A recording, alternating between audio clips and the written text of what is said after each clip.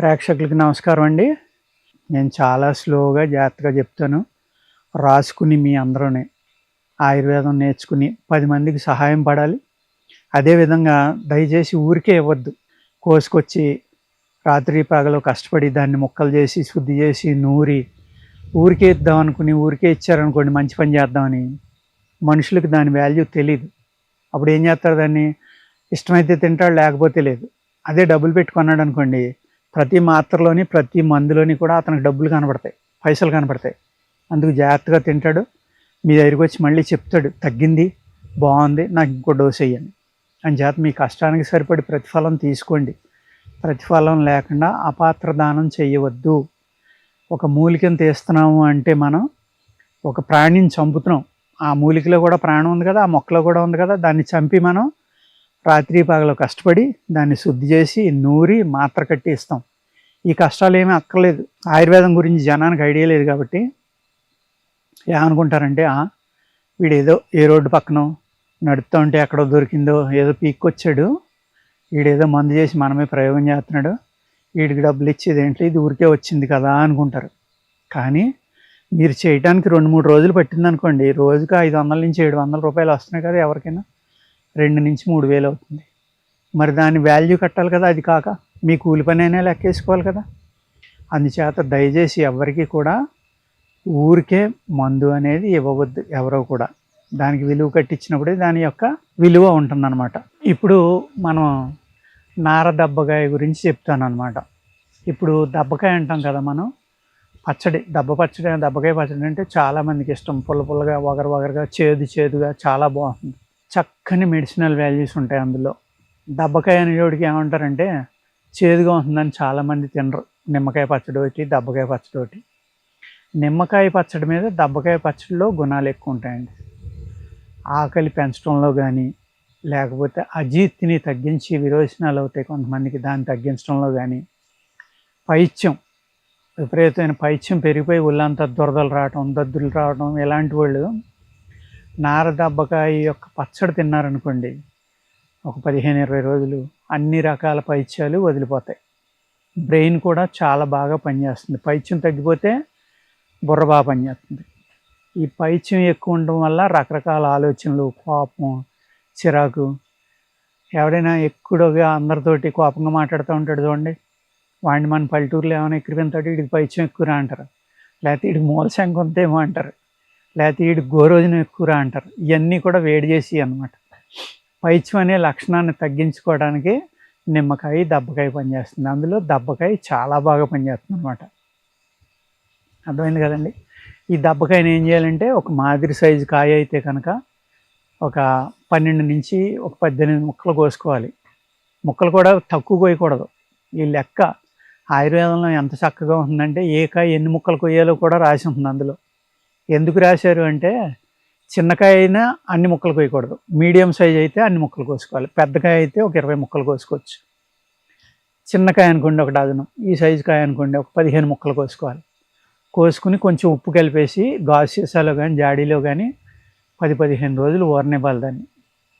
ఊరిన తర్వాత ఆ మొక్క పరగడుపుని తింటే కనుక మీరు పైత్యం బ్రహ్మాండంగా తగ్గిపోతుంది. పచ్చడే అక్కర్లా, కారం అది పడదండి మాకు అనుకునేవాళ్ళు ఈ ఉత్తి ముక్క కూడా చాలా బాగుంటుంది. చేదుగా ఉంటుంది కానీ ఉప్పుగా, పుల్లగా, చేదుగా, ఆ టేస్ట్ లైక్ చేసే వాళ్ళకి చాలా బాగుంటుంది.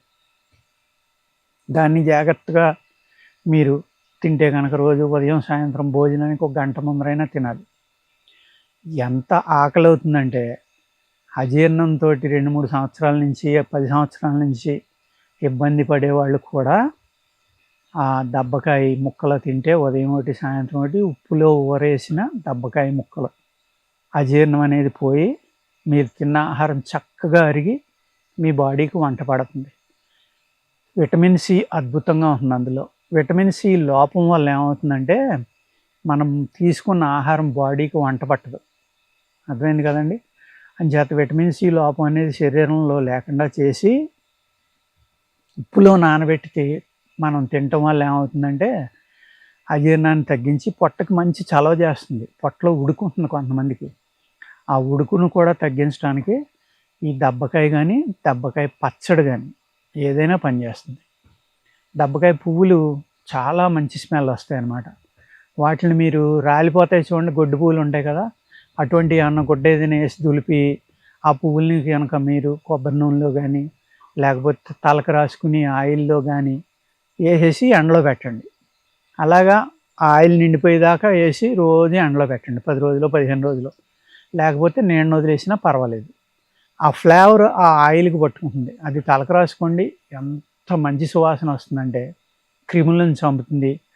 ఆ సువాసన వల్ల ఒక మనసులో ఒక ఆనందం వస్తుంది అనమాట. ఇప్పుడు చూడండి, దబ్బకాయ గురించి మాట్లాడుతుంటే నా నోట్లో నీళ్లు ఊరిపోతున్నాయి. ఆ పులుపు అనే మాట వింటాం, దాని టేస్ట్ నాకు ఇష్టం కాబట్టి మీకు చెప్తూ ఉంటేనే నా నోట్లో లాలాజలం ఊరుతుంది. అద్భుతమైన చక్కని వెరీ సింపుల్ అన్నమాట ఇది. అజీర్ణాన్ని తగ్గించడానికి కానీ, అజీర్ణ విరోచనాలు కానీ, కడుపులో నులి పురుగులు కానీ, బ్యాక్టీరియా కానీ, ఇలాంటి అన్నిటిని కూడా చేదుగా ఉంటుంది కదా బాగానే, చాలా బాగా తగ్గుతుంది. అలాగే షుగర్ వ్యాధి ఉన్నవాళ్ళు, హార్ట్ ప్రాబ్లం ఉన్నవాళ్ళు, ఇటువంటి వాళ్ళు అందరూ కూడా దీన్ని చాలా ఎటువంటి పచ్చిమం లేకుండా హ్యాపీగా తినొచ్చు అన్నమాట. దీని ఆకులు ఉన్నాయి కదండి, ఆకులు కూడా వైద్యంలో పనిచేస్తాయి. ఒక ఇన్ని ఆకులు తీసుకుని కొంచెం కచ్చపచ్చగా నలగొట్టి వాటిని తల మీద మొత్తం పెట్టి ఒక గుడ్డ కట్టారనుకోండి, తలపోటు తగ్గిపోతుంది. ఈ పచ్చడి తినటం వల్ల కానీ, ఊరేసిన తినటం వల్ల కానీ పైత్యం తగ్గుతుందన్నాను కదా. అలాగే గజ్జి చిడుము ఉంటుంది చూడండి, అటువంటి దురదుండి 2 గజ్జి అంటాం. దురద విపరీతంగా దురదుండి పొక్కులు వచ్చి నీరు కారుతూ ఉంటాయి.